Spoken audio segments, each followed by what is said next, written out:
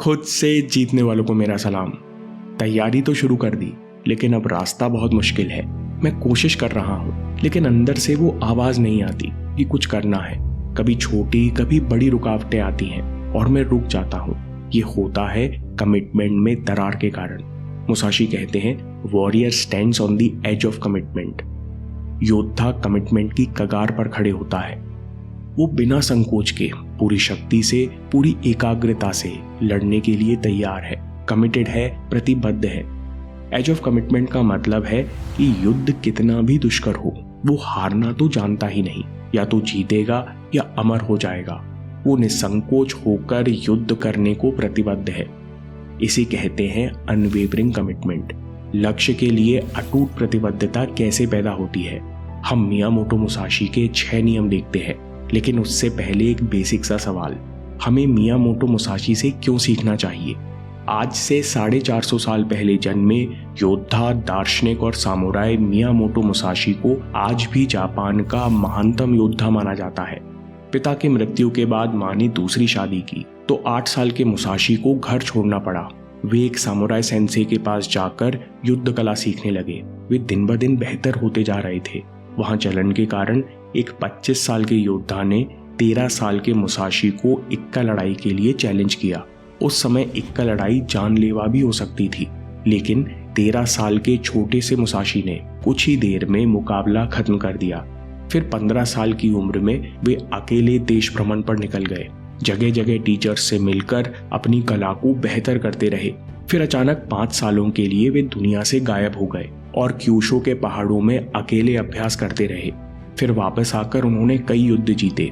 आप Miyamoto Musashi के कौशल का अंदाजा केवल इस बात से लगा सकते हो कि जब तक दुश्मनी ना हो तब तक सामुराई मुकाबले लकड़ी की तलवार से लड़े जाते हैं।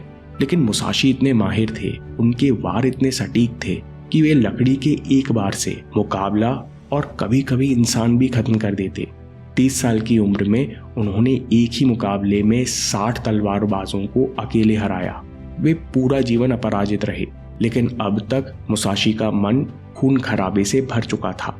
वे अगले 60 साल अकेले रहकर ध्यान, अभ्यास और साधना करते रहे।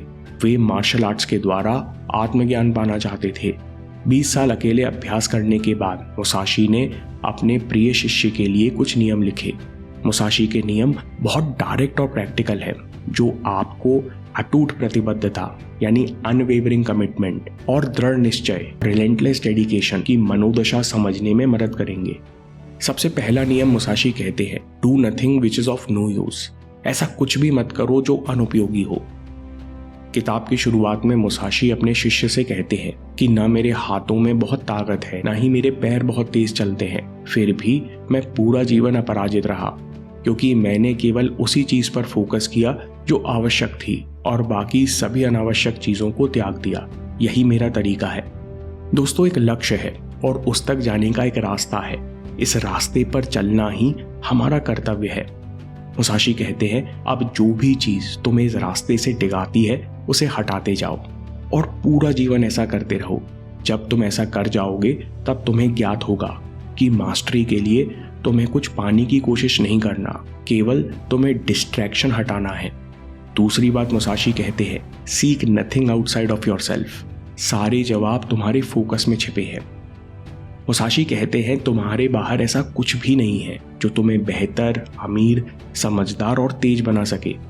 मुसाशी अपने प्रिय शिष्य से कहते हैं कि स्टाइल और शैलियां अनेक हैं, लड़ने के तरीके भी अनेक हैं, लेकिन तुम केवल अपने मन को एकाग्र बनाओ। दोस्तों, हम जितने भी शॉर्टकट्स, ट्रिक्स बाहर ढूंढ रहे हैं, उन सब का मूल तत्व यानी फोकस हमारे अंदर ही है।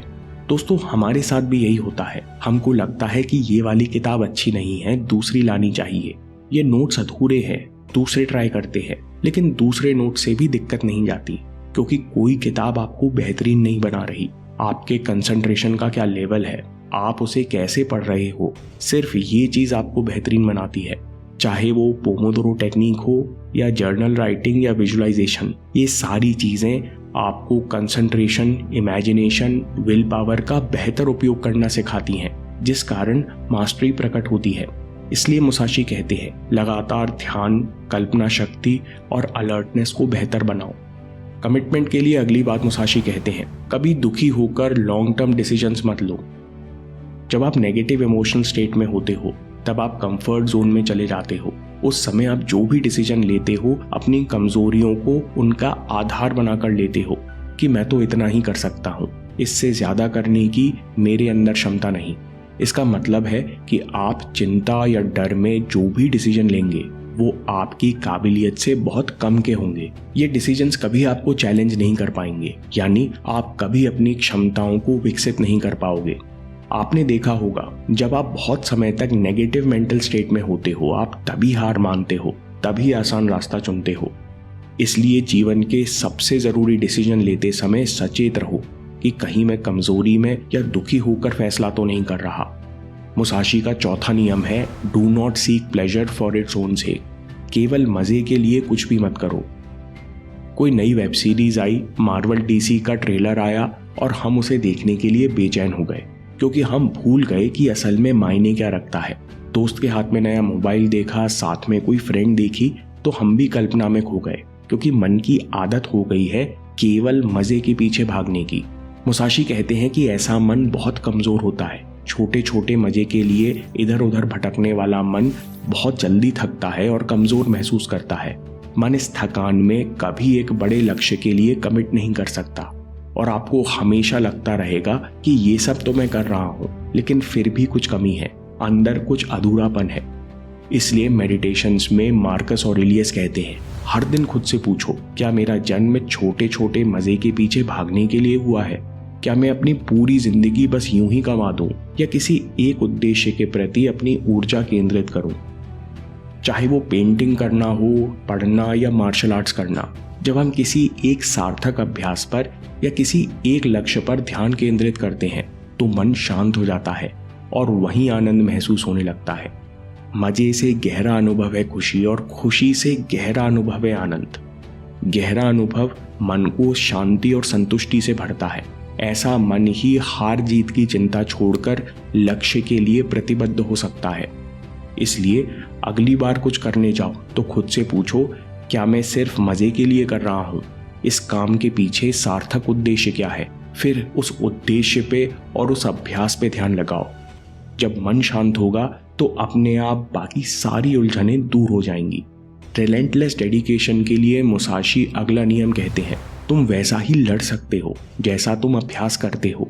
You can only fight the way you practice. Musashi कहते हैं कि तुम आज जितनी मानसिक ऊर्जा का इस्तेमाल करोगे, आज तुम जितना अलर्ट रहोगे, आज तुम जितना मन को शांत रखोगे, उतना ही तुम युद्ध के दिन कर पाओगे। इसलिए आज ही अपने अभ्यास में इंटेंसिटी पैदा करो। दूसरे कोट में मुसाशी कहते हैं, आज और अभी खुद से जीतो, कल तुम अपने आप दूसरों से जीत जाओगे। अगली बात मुसाशी कहते हैं, practice constantly and achieve the spirit of warrior.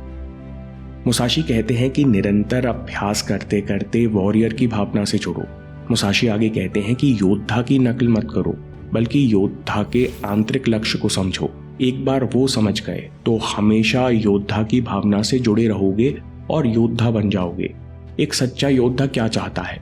एक सच्चा योद्धा डर और गर्व को जीतना चाहता है, क्योंकि वो जानता है कि इनके मिटने से ही मन एकाग्र होता है और शरीर अपने आप युद्ध करता है।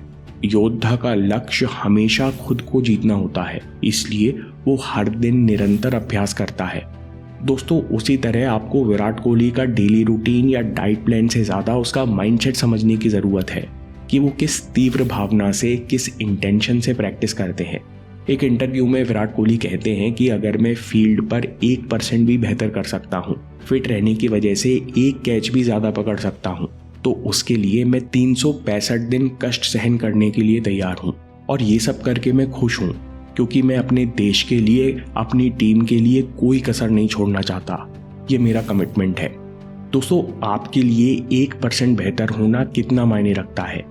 हर दिन थोड़ा सा बेहतर होना आपके भविष्य, आपके परिवार के लिए कितना मायने रखता है? हर दिन इस भावना से जुड़ो और अभ्यास करो।